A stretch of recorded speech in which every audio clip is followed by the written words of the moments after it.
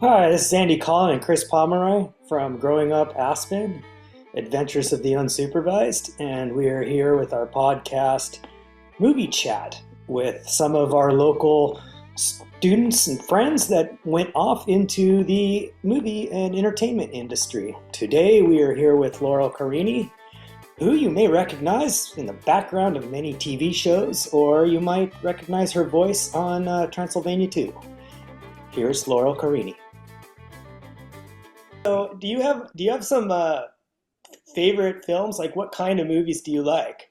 Or Oh, I'm the normal, just rom-com girl. Unfortunately, I believe we grew up in the perfect decade, which was the 80s. yes, And so what I'm noticing and what I'm sure you're noticing, and I worked on the television show Lethal Weapon, where it was three movies and then it was a television show. So they're yeah, going back and they're taking those things again uh-huh. because I wouldn't say they're desperate. It was good stuff.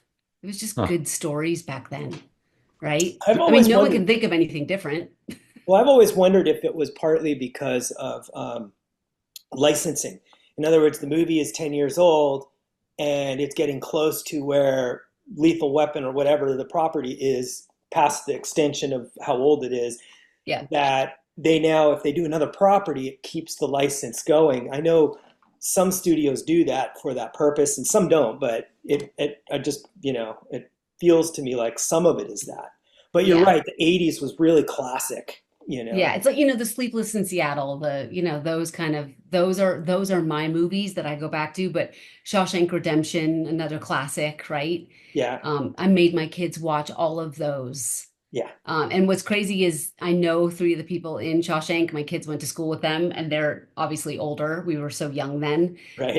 But it's very weird to see, Yeah, now friends of yours in those older movies. So funny. yeah, You know, Yeah. you know what I found is funny is having my kids watch some of the favorite movies we had too.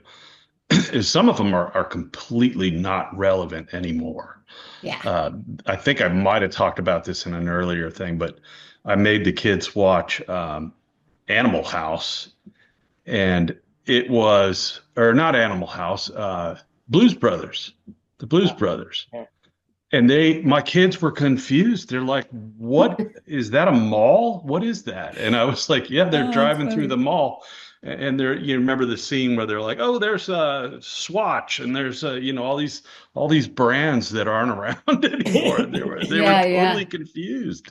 Like, what is this movie even about, Dad? And I was like, I can't explain it. I Yeah. can't Yeah, even no. begin.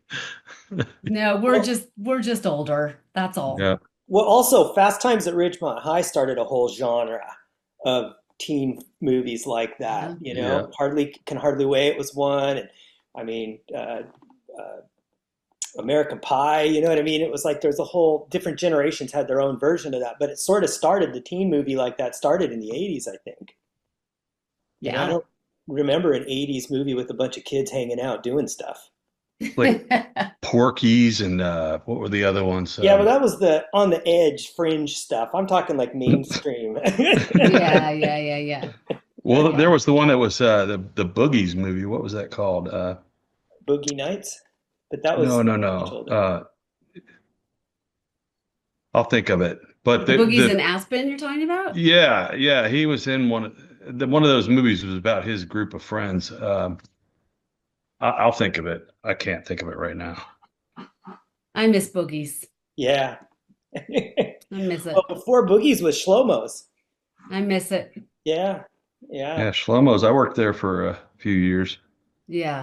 as a wee 13-year-old or whatever. Yeah. So you guys, I I feel live in like Basalt. I live in Basalt now. I don't even go into Aspen. It's so different. I still love it, but it's so different. well, there's nowhere you can go to just go hang out and grab a Be cheap normal. lunch or basic stuff like you used. I mean, there was so many restaurants in our day, and most of the restaurants were normal. I mean, you had a couple expensive ones, but they weren't out of your price range. So Yeah. for, prom, you could go, Yeah. Yeah. Whereas The chart house. now, Yeah. I mean, I was talking to Andy Mill, and he was saying that him and Chris Everett Lloyd went to dinner, and it was like $350, and all they had was a steak and a glass of wine, and it was like Yeah. $350 and then tip, It was like, No, it's ridiculous. Yeah. yeah. No Yeah. more Cooper Street, that's for sure. No more Cooper Street. No Red Onion even. None of Yeah. those. Sad. I know. It's Steak well, pit and or any of those. I think the sad part and the reason why we kind of wrote our book was because we wanted to sort of lock some of that down a little bit because what I'm noticing is new people come in and they take over and then the history gets rewritten and changed. And I feel like that's kind of tough to see, Yeah. to see that happen. I mean, the music tent, the guy who donated the money to the music tent did not want his name on the music tent. It was the new people that ran the music tent that wanted to have it fresh and new, so they put in his name in there. But he gave the money anonymously. He didn't want to be known. So it's part of the culture now is to do that. Do you know what I mean? And that's not what our culture was. It was Tom Crum and John Denver and Winstar. Bringing the Dalai Lama into Aspen.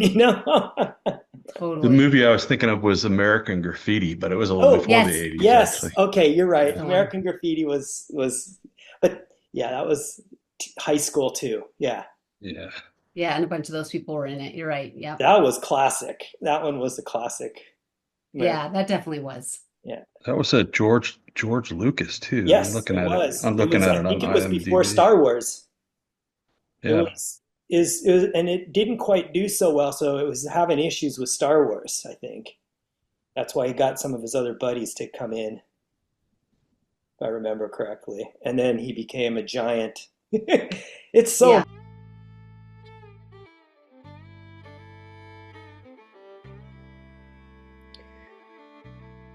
Hi, this is Growing Up Aspen.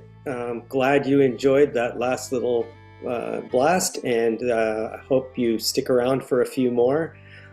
We want to, the authors of Growing Up Aspen, Adventures of the Unsupervised would like to thank you and ask you to, if you're interested, you can check out our book at twistandturnpress.com, or any local bookstore can order our book. So we will talk to you soon and hear more from some of our friends. Thanks.